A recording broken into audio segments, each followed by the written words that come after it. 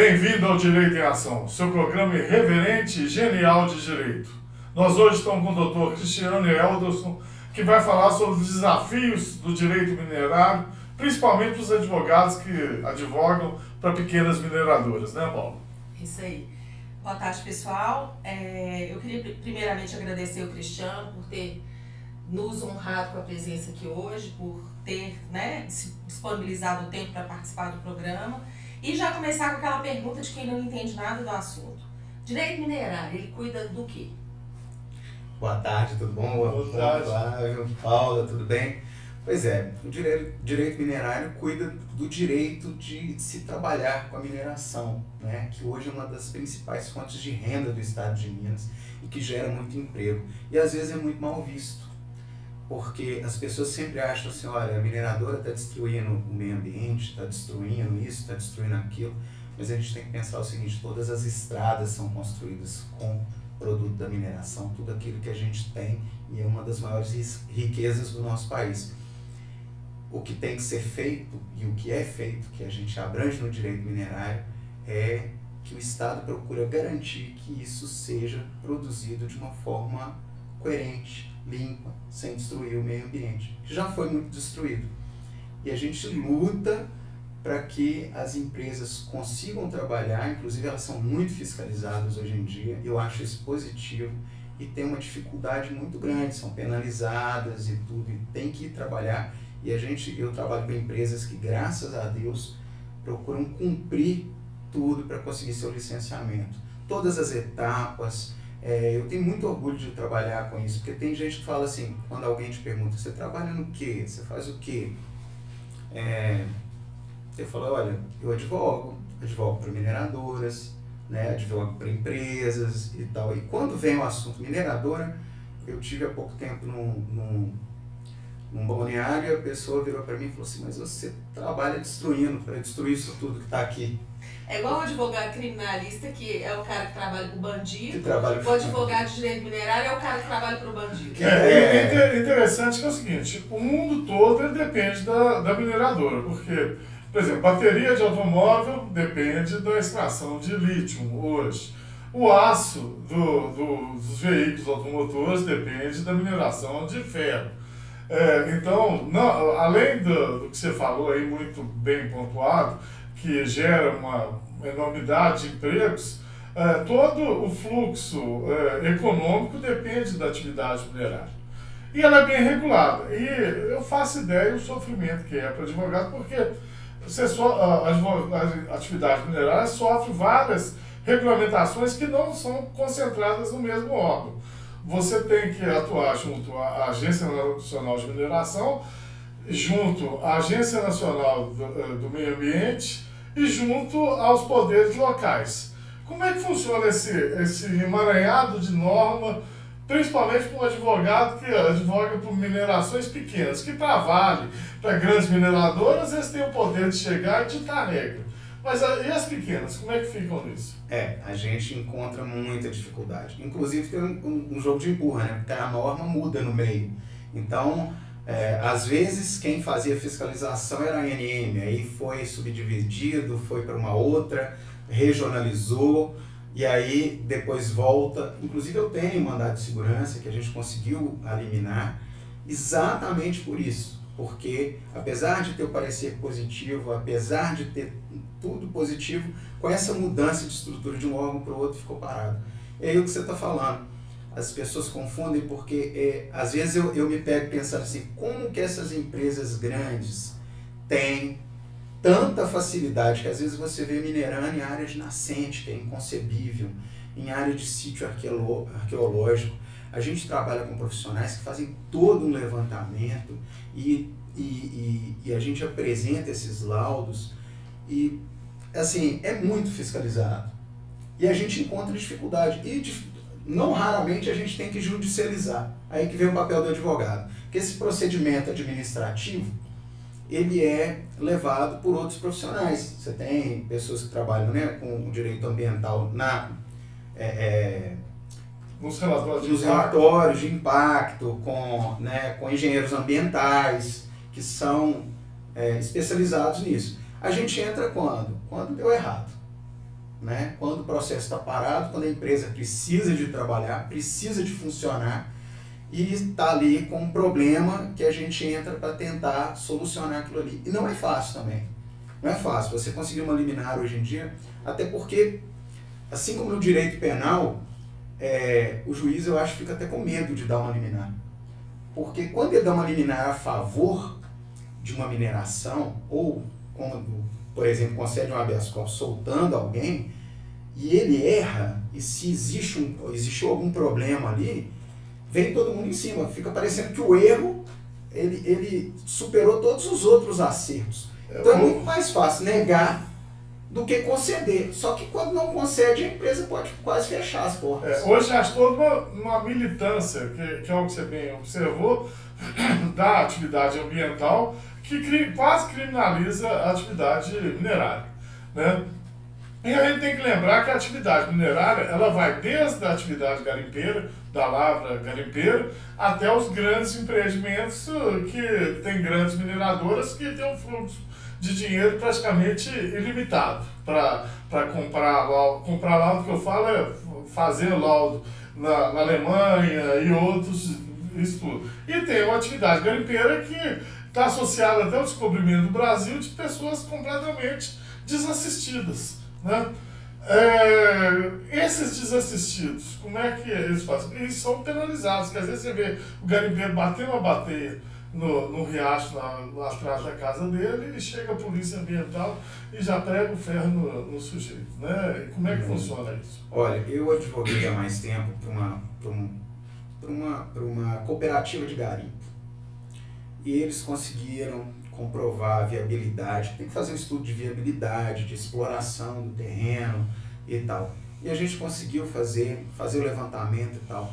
Nós tivemos todas as dificuldades que você está falando. E ali era mesmo tendo uma lei que foi aprovada especificamente para poder favorecer e facilitar, né, essas cooperativas de garimpo, elas ainda enfrentam muita dificuldade, né, exatamente por isso, né. Eu acredito que tem que ter a fiscalização, eu sou a favor de que todos os órgãos compareçam, que tenha multa, tenha penalidade, sim, né, mas tem que ser justo. E aí, essas dificuldades que criam, tem coisa que assusta a gente. Você está falando do pequeno, fica... Chega a ponto de impedir o trabalho. Chega a ponto de impedir o trabalho. Inclusive, em algumas regiões, o que acaba acontecendo? A cooperativa tem que ser desfeita e, às vezes, pessoas de fora vêm, invadem o local. E vão explorar exatamente a mesma área, ameaçando o pessoal da cooperativa. Porque chega alguém que tem algum preparo, como uma milícia, né? Ex-profissionais aí de exército ou da polícia, etc., que tem alguma formação, sabe ao menos usar arma. E chegam nesses lugares e às vezes tomam conta e tiram essas famílias. E nós estamos falando de 2024, Minas Gerais. 2024. Não é 1800? Não. Infelizmente. É inacreditável que Você lembra, por exemplo, aqui perto, Nova Era, quando descobriram a lavra de Alexandrina lá, houve isso, houve enxame de garimpeiros de lá, e de repente houve a ocupação da polícia lá, houve o desfazimento da atividade minerária através de garimpeiros, e alguns mineradores conseguiram regularizar e venderam para estrangeiros a lavra lá, e os garimpeiros mesmo ficaram alijados do trabalho. Então, tem o garimpo e a atividade minerária tem toda uma atividade social que a gente vê que está sendo alijada. E é realmente uma atividade que era explorada muito por pessoas excluídas do mercado de trabalho. Dentro desse contexto, Cristiano, eu sei que é uma pergunta até um pouco meio fora de contexto, mas eu te pergunto o seguinte: o pequeno garimpeiro, aquele cara do trabalho artesanal que bate a bateia lá na beira do rio, esse cara conseguiria fazer isso de forma legal diante da legislação que existe hoje? Ou é Nárnia? Eu acho que fica difícil. Fica difícil porque ele não teria o que eles tentam fazer através de cooperativas, porque para conseguir todo o arcabouço de documentação que você precisa, todos os laudos e etc, para fazer a coisa de forma regular. Não vai ter conhecimento, não vai ter. Defensoria Pública não vai fazer isso por ele. Não, então a gente pode não. entender, por exemplo, que o pequeno garimpeiro em Minas Gerais ele não pode No trabalhar, Brasil ele inteiro. só pode trabalhar licitamente virou uma atividade ilegal. E pior que isso. As polícias rodoviárias federais e as polícias rodoviárias têm apreendido o material dos garimpeiros e denunciado, encaminhado, os delegados têm lavrado os autos de infração, os boletins de ocorrência, como usurpação de bem da União. Porque nós temos hoje a divisão da propriedade do solo e do subsolo. O solo tem a propriedade, o subsolo a propriedade da União. Então, quando você faz um garimpo que não está regulamentado, não está utilizando os meios necessários, todo produto, as licenças necessárias, todo produto daquele garimpo, eles estão enquadrando como usurpação de bens da União. O que é? O cara tirou o bem do subsolo, não deu a parte da União e está enquadrando e está prendendo os garimpeiros. E é crime, então? Crime. Tá, a lei de legal é crime. A lei de legal é crime. Eles estão colocando dessa forma também. Já as grandes mineradoras, até barragens eles constroem sem...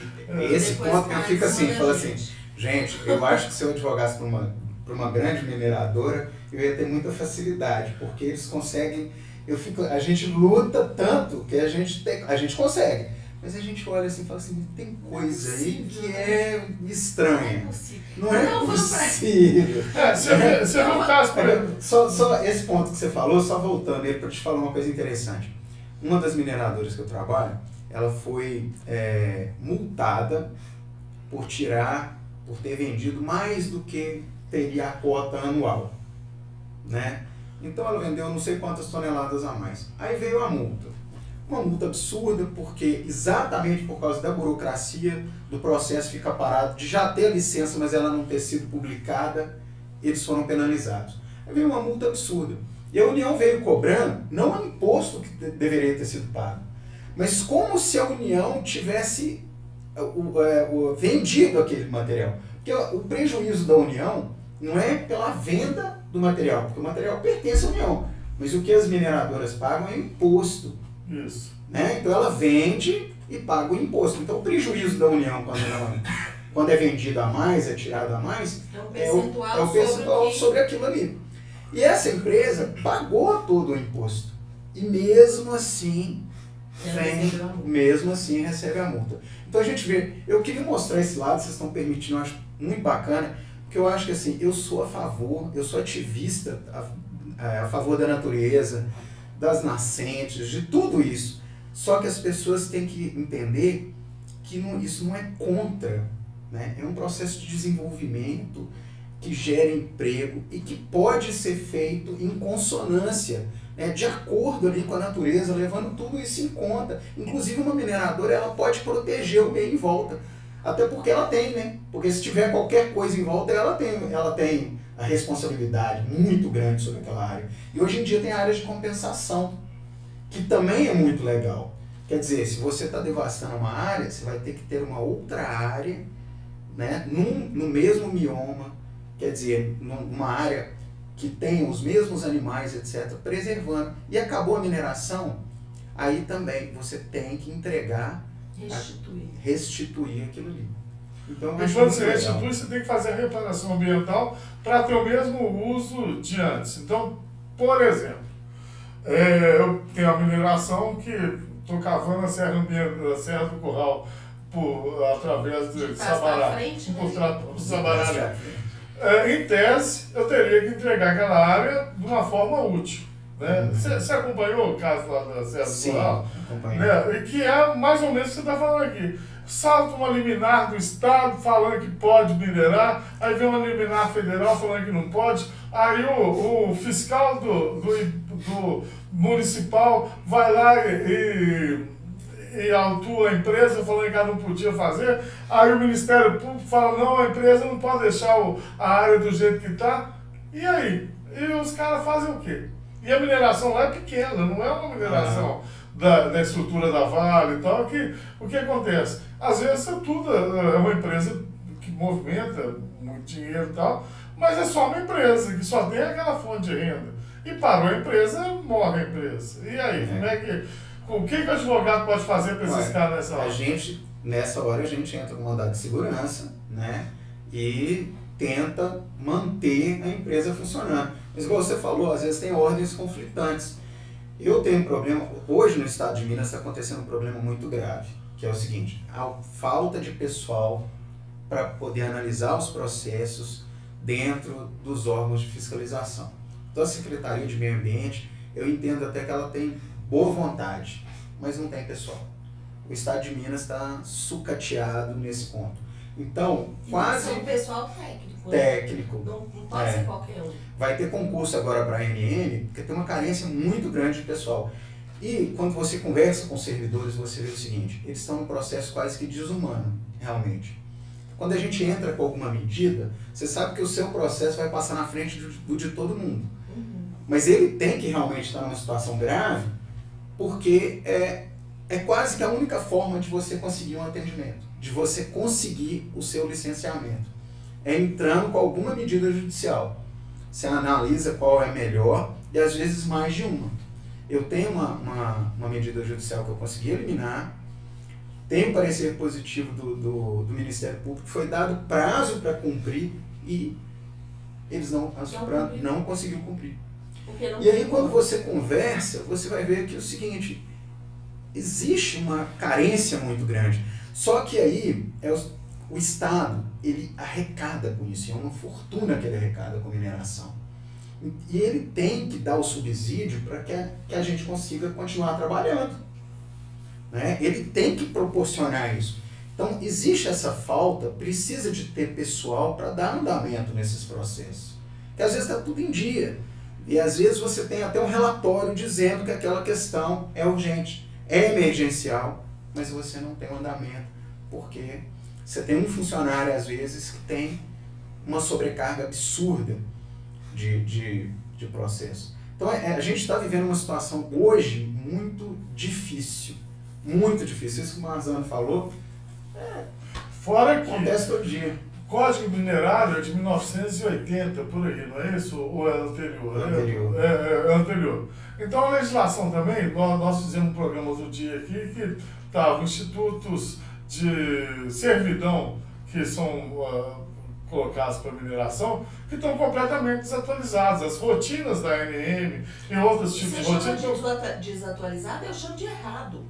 Porque fizeram concessões de servidores em lugares que, no nosso entendimento, na verdade, seria desapropriação. Tinha que ser desapropriação, Tinha que ser e não desapropriação. servidão. Usam muita servidão no lugar de tecnicamente servidão. Então isso é usual, acontece. Acontece muito. Aí, tá vendo? Nem é um caso E aí, Tá entendendo? O que acontece? As pessoas que têm a terra, elas se sentem prejudicadas. E a participação também na atividade minerária, que o dono da terra tem o direito de receber um percentual também, está completamente desatualizado o fluxo disso.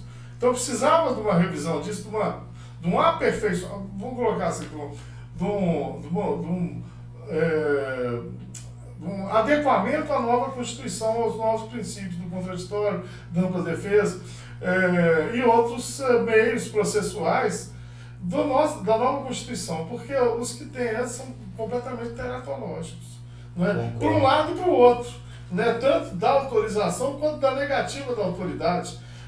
Porque é o que você falou, para a grande mineração vale a pena, o cara vai dar autorização, vem de cima para baixo e cumpre.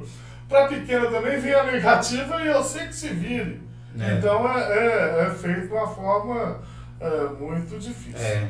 E eu acho que nesse momento que a gente está vivendo, né, Minas Gerais podia ser às vezes o farol para o Brasil.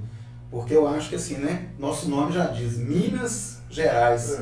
Nós somos mineiros, o nome vem da nossa história, né? Porque Minas Gerais nós já tivemos as cidades mais ricas do mundo por causa da produção de ouro, diamante e tudo. E tá dentro da nossa história isso. E eu acho que que a gente aperfeiçoar as normas, inclusive porque Minas Gerais também é nós não temos mar, mas nós temos cachoeiras, além de boteco, né? E grandes lagoas. E grandes lagoas. Então a gente tem que, essas cachoeiras, essas nascentes, Minas Gerais é um...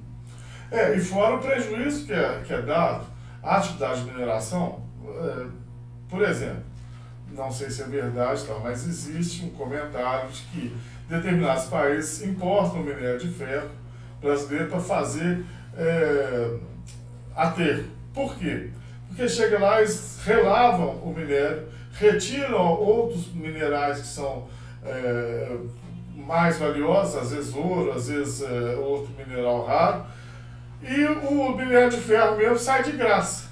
Então eles se apropriam disso, isso por causa de uma falta de laboratório, de fiscalização, de uma estrutura da ANM, de outros órgãos, que a gente paga esse preço. Então vem determinados políticos aí que falam, vão desmontar o Estado, vão desmontar, o reflexo está no prejuízo do nosso patrimônio, do patrimônio público. Quando você desmonta o Estado, você não fiscaliza.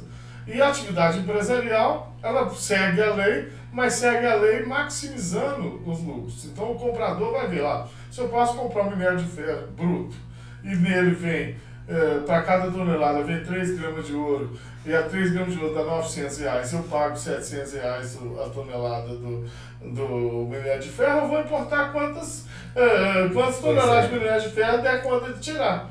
E o governo brasileiro não faz a fiscalização disso. Às vezes nem sabe. Tá entendendo? Isso é um absurdo. Inclusive é o seguinte, se você vende minério de ferro com ouro, você está pagando imposto só sobre o minério de ferro. Como é que é feita a apuração disso depois? Será que a empresa que vende realmente não está ganhando sobre isso? Isso é uma coisa que a gente... são questionamentos que você faz. Se está faltando fiscalização, o prejuízo é nosso.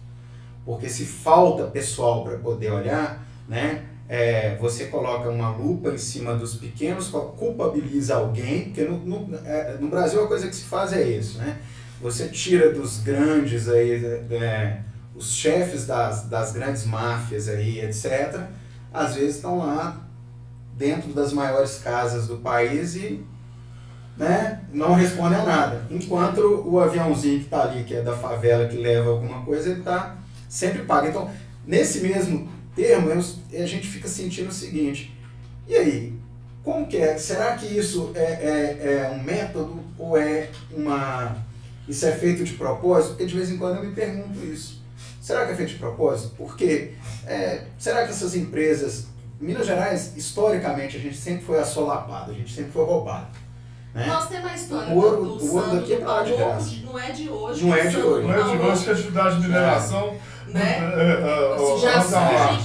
Há quantos séculos a gente vive essa coisa da evasão dos nossos minérios sem que seja devidamente tributado, devidamente compensado. A gente sabe que historicamente a história da pedra preciosa e da pedra semi-preciosa também foi essa questão, que você tributava-se sobre a pedra preciosa. Então o que o povo fazia? Não, essa não é preciosa, essa é semi-preciosa. Então eu não vou pagar imposto sobre ela. Enquanto isso, o minério nossas riquezas, todos indo embora do Brasil. Exatamente. Do mesmo jeito que foi para o Brasil, do mesmo jeito que foi enfim. E assim vai. E isso é um comportamento típico brasileiro, Por quê? A gente vê diversas atividades que são ilícitas, mas que geram muita renda por serem ilícitas. Vamos colocar aqui o jogo do bicho e o bingo. Coitado das velhinhas. Só tem bingo escondido, A gente nem sabe que tem bingo. Que atividade, se for lícita, não gera tanto dinheiro quanto sendo ilícita. E gerava emprego, mas ela é muito mais rentável se for ilícita. Olha uma situação que aconteceu, Cristiano, com um cliente nosso, que é um negócio que marca pra mim, ilustra exatamente isso que você está falando. Eu não vou falar o nome da mineradora, mas é uma grande mineradora aqui do Brasil. E ela contrata até hoje, mas na época contratava empresas terceirizadas para fazer um trabalho de coleta de flora para preservação. Então, eram os biólogos com os funcionários que iam para a área que ia ser ainda... Como é que fala quando você vai jogar O rejeito? O rejeito tem um nome, né? Aquela área que você vai jogar o rejeito, antes de jogar o rejeito, eles faziam uma coleta de flora e fauna para preservar, ok? Então essas equipes eram terceirizadas e os carros eram fornecidos pelas empresas terceirizadas. E segundo, né, me foi relatado, os carros estavam em petição de miséria, né, umas caminhonetes cabine dupla, e estavam colocando em risco todos os funcionários que trabalhavam dentro da mata com aqueles carros. Aí os funcionários fizeram uma denúncia para a grande mineradora de que esses carros não tinham condições de trabalho. Adivinha o que aconteceu? Foram todos demitidos. Então, aí ilustra o que você estava falando. É uma grande mentira, porque no entendimento dessas pessoas, e que foi o meu entendimento na época, o que é? Os funcionários estavam zelando pelo próprio trabalho deles e pelas próprias vidas deles, denunciando uma terceirizada para a mineradora que deveria ter sido solucionado o problema. Não, aí te dá logo um cala-boca. Ó, você manda esses caras embora porque eles vão dar problema pra gente e manda os funcionários embora. E é isso aí, a vida continua, os carros continuam andando no mar perigoso, enfim. Né? Aqui a gente enfrenta muito isso, né? As minerações hoje em dia, que a gente vê aí a história da Serra do Curral e etc., é que você tem mineradoras que estão lá na frente, mas que na verdade representam outras que estão por trás. Tem isso também. Eu tenho um questionamento que eu sempre faço, não sei se vocês concordam comigo, mas quando eu vi o acidente de Brumadinho, os acidentes aqui, é nosso povo, sabe, gente? Aí você vê o pessoal morrendo, uma tragédia, a gente conhece algumas pessoas, a gente passa por aquilo tudo, aí você vê e fala assim, da mesma forma que a gente tinha um apego com a empresa Vale, que foi criada aqui por nós aqui também, você vira e fala assim, olha, tem que ter um paradeiro isso. A empresa não pode destruir um mioma e continuar funcionando da mesma forma. Ela não pode destruir 2 miomas, matar um tanto de gente e fazer, né, matar um rio. Porque eu penso que até quando a gente vai falar assim de sistema capitalista, eu acho que quem não tem competência tem que dar lugar para quem tem. Se você não cuida daquilo que você não zela, né, pelos seus funcionários, se você não zela pela área que você trabalha, se você não zela, não tem compromisso com isso, isso não é demonstrado de uma forma positiva, você tem que chamar outra e colocar no lugar. Pois é. Outra coisa que ilustra isso muito também, quando a gente fez a denúncia que a gente fez dessa questão da servidão, da desapropriação, que estava tomando 2 comunidades, que as pessoas estavam perdendo as casas, nós fizemos essa denúncia aqui no Direito e Ação. Nós não citamos o nome das mineradoras, são 2 mineradoras. Várias pessoas me mandaram mensagens falando, assim, claramente, Paula, eu sei quem é, fulano de tal e fulano de tal, é ou não é? Sabe aquela coisa assim, é toda hora que a gente... exatamente quem Exatamente, são 2 mineradoras e eles falaram, várias pessoas diferentes, de lugares diferentes, falaram comigo, eu sei que... Se for cliente seu, nós não vamos falar o nome não. Não vou falar o nome, depois eu te conto. Mas assim, é fulano de tal e ele fez isso em tal lugar, tal lugar, tal lugar. Aí eu falo, gente, pelo amor de Deus, a pessoa fez uma vez, fez 2, fez 5, fez 10 e continua fazendo. E é isso aí. E aí é o que você está falando. E o pequeno, que quer fazer as coisas direitinho, que quer fazer a mineração direitinho, preservar o meio ambiente, não consegue uma licença. Tem toda uma burocracia, uma dificuldade para conseguir a licença. E... Hoje, se eu quisesse minerar, eu tenho um terreno... Como garimpeiro, você não vai conseguir. Já sei que é ilegal e criminal. Porque o que acontece? Criminoso. O investimento em licenciamento para você, uma atividade garimpeira, é completamente inviável para o garimpeiro. Pelo menos no Brasil. Tá entendendo? Por quê? Porque não dá conta de comprar uma bomba, um motor para fazer... Não vai fazer. Para tirar a água do rio. Ele não dá conta. Não. Não é a balsa, não. É um motor. Tá entendendo? Para lavar o cascalho. Aí o cara vai falar, não, você vai começar aí na licitação lá no DNPM, que você vai ter que pagar aí 10, 20, 30 mil reais por ano de taxa para você poder fazer atividade garimpeira. Quer dizer, você vai tirar a mineração, né? Água de pedra. Pois é, aí considerando que como garimpeiro eu não consigo, aí eu tenho que ser uma pequena empresa de mineração. E aí, o que ela faz? Ela tem o terreno, ela tem que pedir autorização para explorar, não é isso? Isso. E aí, os passos são quais? Aí você vai fazer, primeiro fazer o pedido da área, né? Primeiro você tem que ver se a área está disponível. Se está disponível. Ah, Se porque tiver a área pode ser disponível, sua e tá para outra explorar também, né? isso. Que para mim é uma Aí tem que fazer um estudo de viabilidade, né? Para ver, inclusive, quanto que você teria de lucro ou não naquela área, de viabilidade. Então, um estudo ambiental que tem que ser feito, tem que ser registrado, tem que ser aprovado.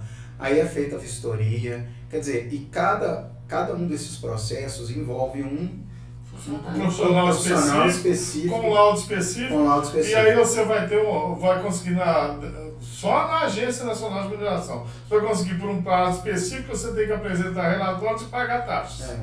Então isso aí já inviabiliza toda a atividade de mineração pequena do país. Não, ainda tem uma coisa curiosa, você faz todo o estudo, você faz tudo, aí acontece algum erro, algum problema, e a sua área, você perde o direito da sua área. Ela vai a leilão de novo, digamos, ela vai ser publicada de novo. E aí se você não tiver no primeiro lugar, você perde a sua área para outro. Então você imagina que tem profissionais que ficam ali buscando essas áreas boas, né? Ou seja, a gente pode falar que a legislação toda de mineração precisa de uma revisão urgente para que a gente possa alavancar a atividade de mineração, contemplando também os garimpeiros, os pequenos mineradores, e preserve o meio ambiente, porque a atividade está toda intrincada, toda travada por causa da legislação. E além disso, a gente precisa de qualificar o pessoal que está nos órgãos públicos, que possam ser capazes de avaliar, conceder as licenças. E contratar também. E tem uma coisa, né? Há pouco tempo, por exemplo, é curioso isso. Se uma mineradora faz o estudo de viabilidade de uma área e faz o registro daquela área para fazer estudo de viabilidade e vem alguém, invade aquela área, a mineradora, e eu tenho um caso desse, é que ela é multada, ela responde criminalmente porque veio alguém e invadiu aquela área. E às vezes acontece de invadir, isso é um caso de violência, de ninguém da mineração conseguir nem ir lá para ver o que está acontecendo. Porque como não é regular, como as pessoas não possuem o direito de forma regular, esse direito não é protegido, como é que eles fazem? Eles entram armados, levam um grupo, entendeu? E isso aí é uma coisa que existe hoje, gente. Você falou, nós estamos em 2024. Você imagina que um grupo armado, quando tem uma área que tem ouro e etc., toma aquele lugar e explora aquilo ali. E a Polícia Federal fica dando seus pulos. Vai lá, tira um, só que tem mais ouro. Mais ou menos igual aconteceu com a área dos índios lá. Não, você tira um, vem outro. O cara tá ganhando, ele vai ali, ele fica 2 horas, ele pega uma pepita que vale o que ele ganha um mês. Então ele não vai largar aquilo ali. Se você separar o fator humano, né? Se você não trabalhar o fator humano junto com o fator ambiental, você não consegue resolver o problema ambiental. Porque, igual ali nos índios, você falou, existem pessoas passando fome, que são garimpeiros, que foram para lá para tirar ouro. Se você não resolve o problema deles, de alguma forma, eles vão continuar, porque é a forma que eles têm de sobreviver, eles estão lutando pela sobrevivência deles. Então tem que ter uma forma. Qual que é? Eu não sei. Nós não somos políticos. Não, mas ali existe um problema grave que você tem que... Social. Se não pode legalizar, porque é uma área que não pode ter garimpo, então você tem que resolver o problema social dessas pessoas que estão lá. Profissionalizar, dar condições de trabalho. Eu vou pedir ali para curtir a página do Direito em Ação. Quem está assistindo aí, curte, porque eu não aguento mais o Davi apontando pro negócio lá. Então, você que está aí, nos ajude, curta, compartilhe, dê seu comentário aí na página, tá? Nos ajude, que nós estamos promovendo o canal, eu acho que a proposta é bacana, então nos ajude aí que nós precisamos do seu apoio, tá? Ô, gente, vamos curtir a página aí, porque eu tô adorando o programa e tô adorando esse bate-papo. Mas a gente se conhece tem muitos anos. Eu conheço o Cristiano desde a época da Comissão de Prerrogativa da OAB. Um grande companheiro, cara que aguerrido, Eu sou meio suspeito para falar, eles vão falar que eu tenho caso com o Cristiano, mas nunca tive, não. E nós, mas é um grande interessante que eu entrei lá, a gente tinha essa visão de querer, nós dois, mudar o mundo, né? E eu tinha vindo de outro lugar, eu vim do tribunal. E eu conheci a Paula no tribunal, olha pra você ver. Eu dando aula de conciliação, né? Foi. Tinha na época um tribunal de conciliação que a gente implantava os núcleos de conciliação nas faculdades. E eu era o responsável, eu era o coordenador. E aí a gente foi, você dava aula na FUMEC, não é isso? Não, eu dava aula na Kennedy. Na Kennedy? Foi. E a gente implantou um núcleo lá. Fizemos o treinamento do pessoal. Era a rede Kennedy Promove, né? Que na verdade é uma rede só que chama Soibras. E a gente montou o núcleo de prática na Kennedy, implantamos o núcleo de conciliação lá, era maravilhoso. Era muito Depois o Promove, que Nossa, eu fiquei apaixonado com o projeto. Naquela época a gente levou para o interior, foram 2.700 conciliadores que a gente treinou. Gente, a gente tem cabeça branca, mas a gente não é velho. Isso tem 20 anos? Deve ter. Os núcleos de conciliação foram os antecessores desses núcleos que a gente tem hoje, né? Sim, foi. Que chama, hoje como é que chama? Esses núcleos de conciliação que fazem as audiências e tudo não existia. Foi regulamentado, hoje em dia é tudo institucional. Na nossa época a gente implantava os núcleos, fazia os atendimentos e os acordos que saíam de lá eram todos as Eu queria só falar que não é da minha época, não, eu sou bem mais novo. Não, sua cabeça é mais branca. Tem uma coisa curiosa nisso aí, que é o seguinte, a gente fazia uma parceria do tribunal, eu era assessor da vice-presidência do tribunal, então eu trabalhava no tribunal, a gente fazia uma parceria com as faculdades e a gente dava treinamento para os alunos. Os alunos se apaixonavam pela causa também, pela conciliação. E tinha todo esse viés. A gente fez uma parceria na época com o governo de Minas Gerais para levar para todos os postos do AI de Minas Gerais o projeto de conciliação. E aí eu conheci a Paula, eu conheci ela antes de você. Deixa eu te contar uma coisa. O Flávio participou disso, você sabe por quê? Quando eu precisava de assinar um convênio da faculdade com a OAB estava me enrolando para assinar, aí ele me pegou, nós fomos lá, você lembra disso? Sérgio Murilo Braga que assinou o convênio, que ele era vice-presidente na época. Foi daí que saiu o núcleo, porque o núcleo não saía de jeito. Muito bacana. Nossa, foi uma experiência. História. Nossa, nós temos história. Quando vocês tiverem 30 anos de advocacia, 30 anos de formar gente, vocês vão ter caso para contar. Nós vamos fazer um programa um dia que já. De caso. Vamos fazer uma roda só, histórias do direito. Outro dia eu falei aqui não foi no grupo de penal. O delegado, que o irmão dele, o delegado prendia as putas e o irmão dele, que era advogado, soltava. Quem tinha mais de 40 anos aí, de advocacia, 30 anos, lembra quem que é. A gente não pode falar porque era amigo nosso também, e gente boa pra danar. O pessoal tá falando, na época sem mimimi e tal, hoje se o cara fizesse isso, tava lá direitos humanos, tava associação das putas, associação disso, daqui, todo mundo ia lá pra fuder o delegado, né? Agora, enfim. Tem coisa que assim, nessa história de advocacia eu já ganhei. Teve um cara que virou pra mim e falou, vocês falam das ações que a gente lembra muito, né? Que cliente, a gente se apaixona. Aí igual você falou assim, tem uma mineradora que faz coisa errada, não é seu cliente. Na hora eu pensei assim, mas se fosse minha, você santa. Se fosse minha, você santa. Tô brincando, mas assim, a gente se apaixona, a gente quer fazer o correto também, mas a gente vive aquilo ali. E vive de uma forma muito positiva, porque você quer defender os direitos que a pessoa tem, mesmo quando você vê que ela tem poucos direitos, digamos assim. A gente fala muito aqui da questão da empatia. O advogado de verdade é o advogado que tem empatia com o seu cliente. Empatia e compaixão. Então, se você é advogado, isso não é demagogia, não é. Se você é advogado de um pequeno empresário que está pelejando para ser minerado em determinada área e o cara não está conseguindo, e ele está ficando endividado, e ele não está pagando funcionário, você acaba ficando com empatia daquele cara. Porque, ele tá todo errado, ele tinha que estar pagando o salário dos funcionários. Ok, mas você é advogado dele, você sabe que ele tá todo endividado porque a liberação... A atividade minerária dele está embargada. Não pode minerar. O ganha-pão dele tá... Eu lembro de uma coisa, meu pai era advogado, né? Faleceu em 2021. Maravilhoso. Papai, ele foi da sala do Raimundinho, tinha 45 anos de formado, penalista, né? Brigava, aguerrido e tal. E com ele eu aprendi muita coisa, mas eu brigava com ele. Eu falava com ele, pai, você sofre demais por causa de cliente. Igual você. Pai, você tá aí 3 horas da manhã, não sei o que tem. Outro dia eu tô lá em casa, 3 horas da manhã, andando de um lado pro outro, fumegando, porque a gente quando vê uma injustiça e vê o seu cliente sofrendo injustiça, pode parecer, a gente sente na pele. É isso que eu É ruim demais. E aí a gente fica, né? Tem gente que fala assim, às vezes você briga com o juiz, que você fala assim, cara, eu queria que você visse o que eu tô enxergando aqui. E a gente tenta mostrar de tudo quanto é jeito aquilo que o outro tá passando.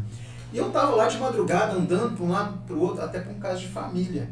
Você sabe, você conhece esse caso. Já até entendi. E eu andando para um lado para o outro, sentindo com a situação da minha cliente, que é uma moça passando por uma situação horrível. Aí eu lembrei do meu pai, e virei e falei assim, olha aí, pai, ó. Olha, pagando minha língua.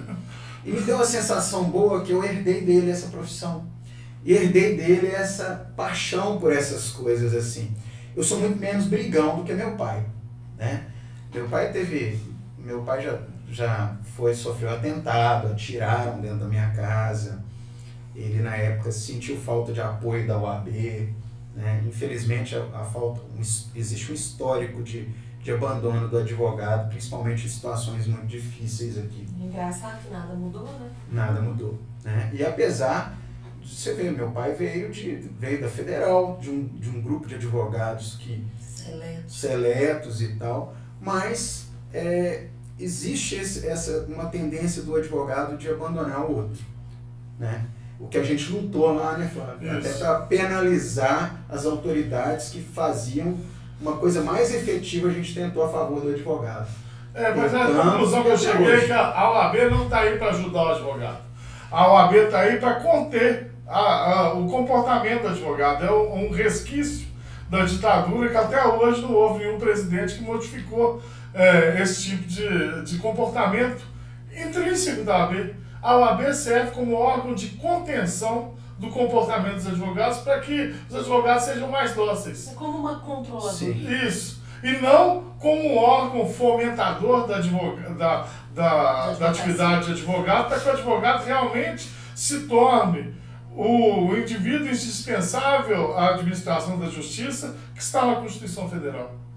Mas isso é assunto para outro papo. Que bom. Gente, eu vou agradecer a sua presença aqui, tá? Eu é que agradeço, é sempre bom muito encontrar bom. com Você vai vir mais vezes, se Deus quiser, aqui. Sua esposa também já está convidada para vir aqui, nós vamos ver. Ela mexe em outra área, mas holding familiar, né? Holding familiar, Aí vamos ver se a Paula combina com ela lá também. E é isso aí.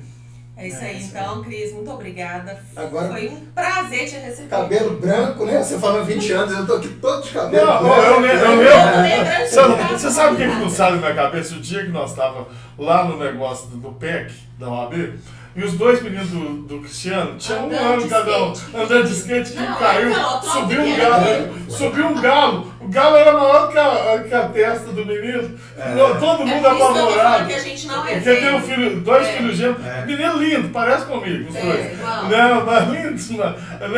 E aqui tem os dois, bateu a testa no chão. Porque subiu um galo na hora que passa colhendo. Tinha um ano. Hoje o menino tá com 11 E aí o anos. Cristiano chegou aqui contando que a gravata é do filho dele. Aí eu falei, realmente. A gente tá velho. E eu falei assim, filho, achei essa gravata linda, viu? Presta. Muito obrigado.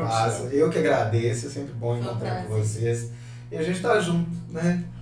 Mamãe tá sempre trocando ideia, eu sempre precisando de ajuda, a Paula sempre me socorrendo, a ação família é minha mentora, direito público tá sempre me ajudando aí nas minhas questões. Gente, a gente tem que... Advogado é isso, é um pelo outro. E quantas vezes a gente tá lá, cheio de dúvida e precisa, né?